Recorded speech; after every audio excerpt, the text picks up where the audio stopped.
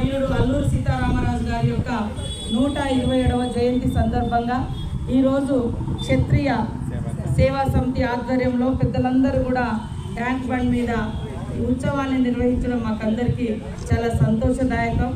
అల్లూరి సీతారామరాజు గారు అంటేనే ఒక పోరాటం, ఒక వెలుగు, ఒక అగ్ని పరాట, ఒక స్ఫూర్తి.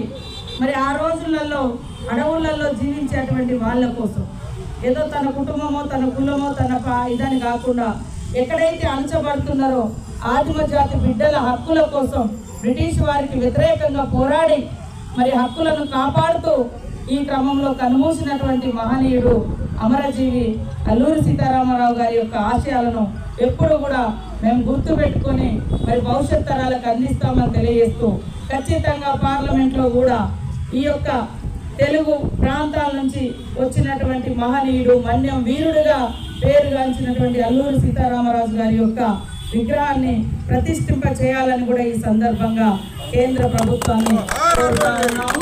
తప్పకుండా మహనీయుల యొక్క స్ఫూర్తి వారి యొక్క జీవిత చరిత్ర భవిష్యత్ తరాలకు అందించినప్పుడే ఈ సమాజంలో ఒకరి కోసం ఒకరు పనిచేయాలనేటువంటి ఆలోచన దృక్పథం ఉంటుంది. కానీ రాను రాను సమాజం చూస్తుంటే ఎవరికి వాళ్ళు ఇండివిజువల్గా ఒకప్పుడు నా ఊరు నా కుటుంబం పోయి ఇవాళ నాకు నేనే అనేటువంటి పరిస్థితి వస్తే భవిష్యత్తులో ఒకరికొకరు తోడుగా ఉండలేనటువంటి పరిస్థితి. కాబట్టి అల్లూరి సీతారామరాజు గారి యొక్క జీవితం ఇతరుల కోసం ప్రాణత్యాగం చేసినటువంటి పరిస్థితి. ఈ దేశ హక్కుల కోసం ప్రాణత్యాగం చేసిండు.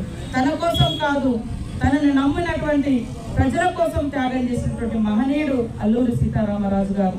వారికి జోహార్లు అర్పిస్తూ ఈరోజు మరి పార్లమెంట్లో ఉన్నటువంటి పెద్దలందరూ కూడా ఈ విషయాన్ని ఆమోదించే విధంగా మేమందరం కూడా ఒత్తిడి తీసుకొస్తాం, విజ్ఞప్తి చేస్తామని తెలియజేస్తూ జోహార్ అల్లూరి సీతారామరాజు, జోహార్ అల్లూరి సీతారామరాజు.